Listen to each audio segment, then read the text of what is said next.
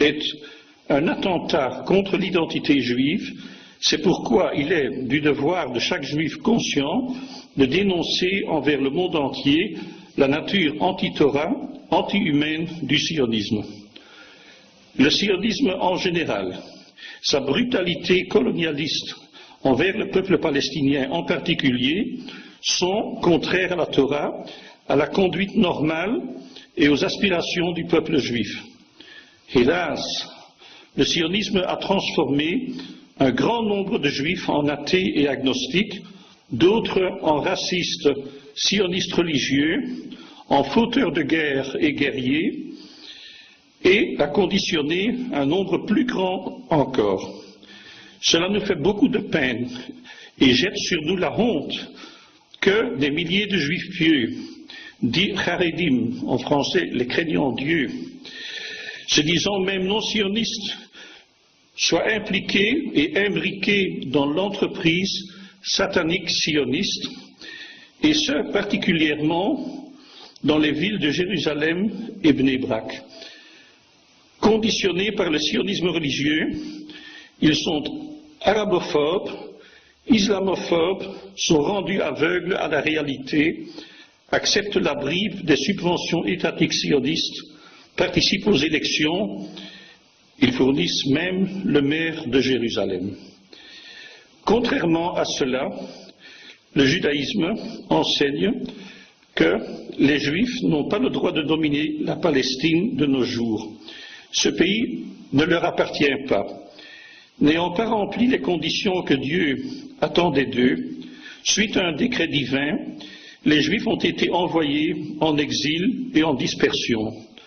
Comme nous le disons dans nos prières des jours de fête, à cause de nos péchés, nous avons été exilés, chassés de notre terre. Seul le Messie pourra, selon les modalités divines exposées dans les prophètes, mettre fin à l'exil et la dispersion. L'exil implique la loi juive selon laquelle les Juifs doivent être des citoyens ou sujets loyaux des autorités des pays où ils vivent et ne pas vouloir obtenir la domination politique sur d'autres pays et peuples. En période d'exil et de dispersion, les Juifs n'ont aucun intérêt à dominer la Terre sainte et non plus les autres parties du monde.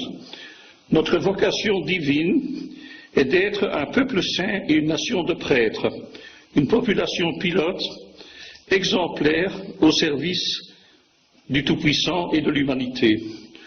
Nous devons nous rappeler, plus que jamais, que ce n'est que par et pour la Torah transmise à Moïse au mont Sinaï que nous sommes juifs.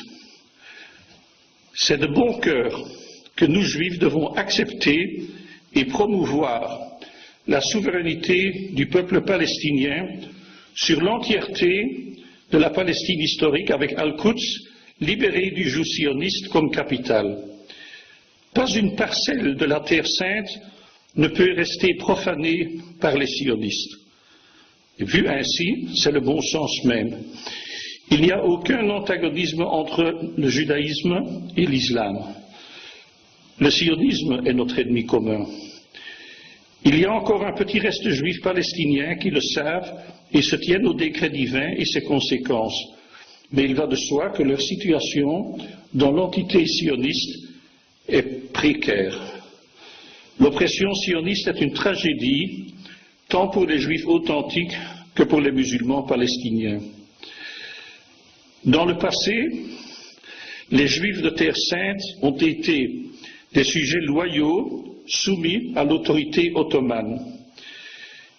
Il nous est strictement interdit de se soumettre à l'autorité sioniste qui est une rébellion satanique contre la Torah, et ce d'autant plus à Jérusalem, Al-Quds, la ville sainte, qui s'appelle en langue farsi si justement Beit Ul-Moqdash.